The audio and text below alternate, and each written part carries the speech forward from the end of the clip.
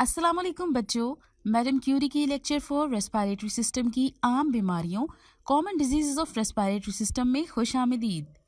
जैसा कि हमने लास्ट टॉपिक में रेस्पिरेटरी सिस्टम, उसके पार्ट्स और उसकी अहमियत के बारे में पढ़ा था।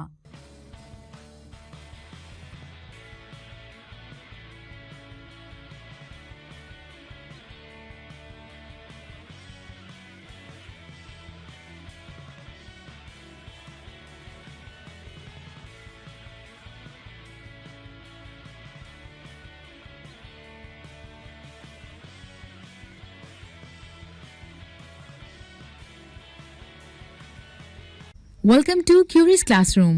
स्टूडेंट्स, मेरा नाम मैरी क्यूरी है। मैं पहली खातून थी जिसने 2 नोबेल प्राइज, एक फिजिक्स जबकि दूसरा केमिस्ट्री में विन किया।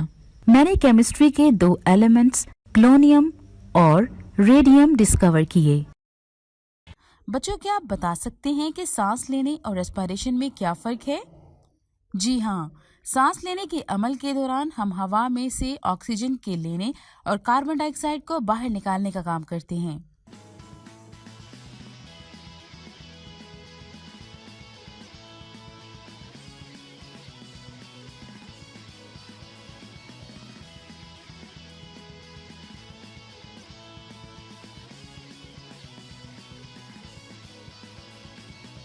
जबकि ऑक्सीजन के जरिए खुराक में से एनर्जी को हासिल करने का अमल रेस्पिरेशन कहलाता है।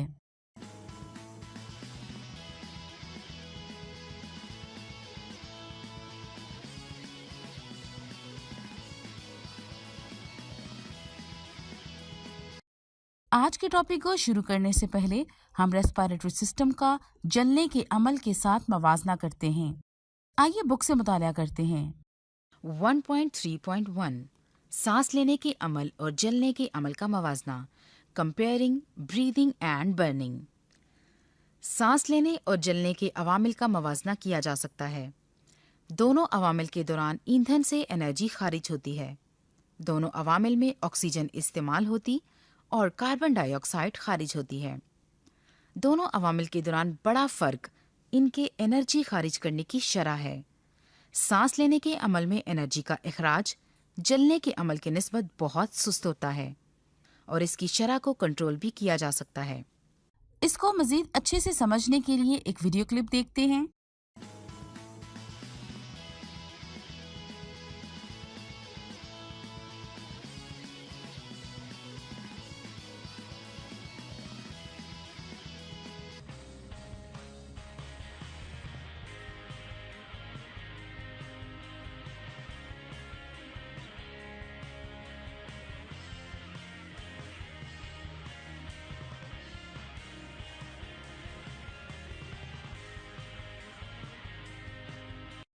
मुझे उम्मीद है कि आपको रेस्पिरेटरी सिस्टम के मुतालिक बुनियादी मालूमात हासिल हो गई होगी। जिंदा रहने और हमारे जिस्म को मुख्तलिफ बीमारियों से बचाने के लिए हमें अपने रेस्पिरेटरी सिस्टम की हिफाजत करना होगी। आइए बुक से मुताला करते हैं। 1.4 रेस्पिरेटरी सिस्टम की आम बीमारियां, common diseases of respiratory system. Respiratory system की आम खराबियों में नज़ला, कॉमन कोल्ड, इन्फ्लुएंजा, नमूनिया, तपदिक, ट्यूबरक्लोसिस और फेफड़ों का कैंसर यानी लंग कैंसर शामिल हैं। यहाँ हम नज़ला और नमूनिया पर बहस करेंगे। रेस्पिरेटरी सिस्टम हमारी पूरी बॉडी का सबसे पेचीदा निज़ाम है। इसके बगैर हम अफ़आल सरअंजाम देने के काबिल नहीं होते, जैसा कि सांस लेना वगैरह। लेकिन बहुत सी बीमारियां ऐसी हैं जो आपके फेफड़ों को मुतासर कर सकती हैं। इस वीडियो में मैं हमारे रेस्पिरेटरी सिस्टम को नुकसान पहुंचाने वाली चीज़ों के बारे में बताऊंगा। ब्रोंकाइटिस हमारे फेफड़ों में एक म्यूकस मेम्ब्रेन है। ब्रोंकाई में हवा का गुजरना इन्फ्लेम्ड बन जाता है। जब मेम्ब्रेन सूजकर मोटी हो जाती है तो ये फेफड़ों में हवा के गुजरने के रास्ते को तंग कर देती है, जो कि खांसी, सांस का फूलना और बलगम का बाइस बनती है। फेफड़ों का कैंसर, जैसा कि नाम से जाहिर है, एक किस्म का कैंसर है जो कि आपके फेफड़ों में होता है।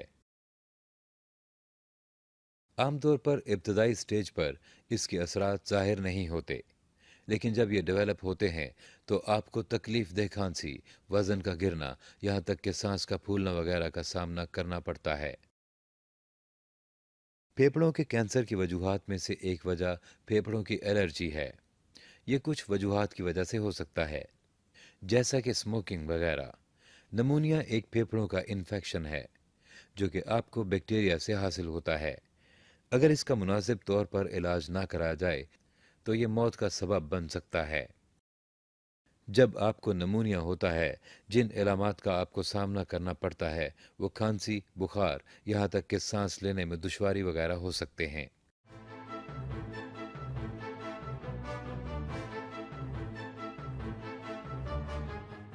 अस्थमा एक ब्रोंकियल ट्यूब में सूजन की वजह से होता है, क्योंकि ट्यूब्स के अंदर ज़्यादा मिकदार में चिपकने वाला मादा पैदा होता है। जब अस्थमा के मरीज पर हमला होता है तो उनकी हवा की नालियां सख्त होकर सूज जाती हैं या म्यूकस से भर जाती हैं। इन्हें सांस लेने के लिए इन्हेलर की ज़रूरत होती है। ये एक चीज़ जो इनके हमलों की वजह बनती है वो गर्दो गुबार और उसके अज्जा हैं। जब ये किसी ऐसे इंसान में दाखिल होती हैं जिसको अस्थमा हो तो ये बहुत सख्त अटैक की वजह बनती हैं। एम्फोसीमा फेफड़ों की बीमारी की एक ख़तरनाक शक्ल है। जब आपको एम्फोसीमा होता है तो आपको सांस लेने में दुश्वारी होती है, क्योंकि आप हवा की कुछ मिकदार इनहेल या एक्सेल कर सकते हैं।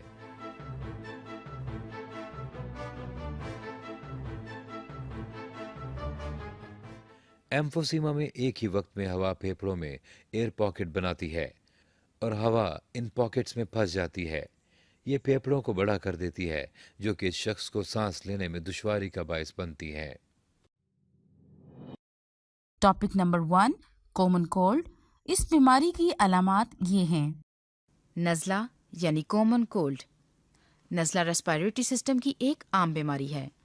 नज़ले का वायरस खांसने, छींकने या नज़ला के किसी मरीज की चीज़ों को छूने से एक शख्स से दूसरे शख्स में मुंतकिल हो सकता है।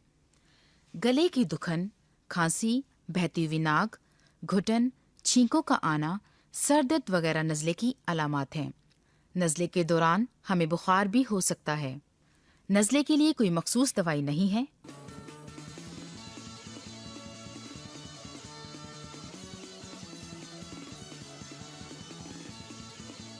ताहम आप इस तरह की एहतियातें कर सकते हैं, जैसा कि मुकम्मल आराम करें, ज़्यादा मिकदार में मशरूबात पिएं और अगर अलामात बरकरार रहें तो अपने डॉक्टर से मशवरा करें।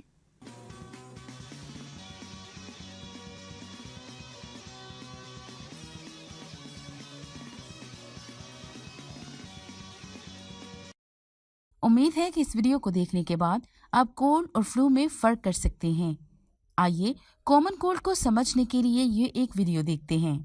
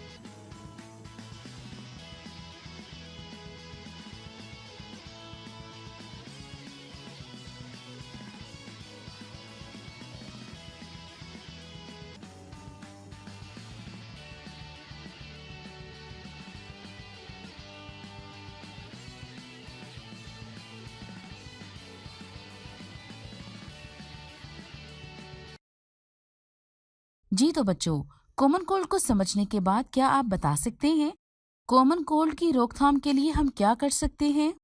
जी हाँ, बच्चे सबसे ज्यादा कॉमन कोल्ड का शिकार होते हैं और इसको घर लाने का सबब बनते हैं। और इनकी वजह से घर के दूसरे अफराद भी इसमें मुब्तला हो सकते हैं। बच्चे 30 मिनट्स में करीबन 300 दफा घर के मुख्तलिफ जगहों को टच करके उनमें वायरस मुंतकिल करते हैं। आप इन जगहों को बाकायदगी से जरासीम कुश क्लीनर से साफ करके उससे बच सकते हैं। अच्छे हिफ्ज़ाने सेहत के असूलों पर अमल करके और वैक्सीनेशन के जरिए आप खुद को, अपने घर वालों को कॉमन कोल्ड और फ्लू से बचा सकते हैं। आजकल आपके स्कूल से छुट्टियों की बुनियादी वजह भी यही थी, ताकि कोरोना वायरस को ज्यादा फैलने से रोका जा सके, क्योंकि ये वायरस भी हमारे रेस्पिरेटरी सिस्टम पर असरअंदाज होकर मौत का सबब बनता है। यहाँ लेते हैं एक छोटा सा ब्रेक।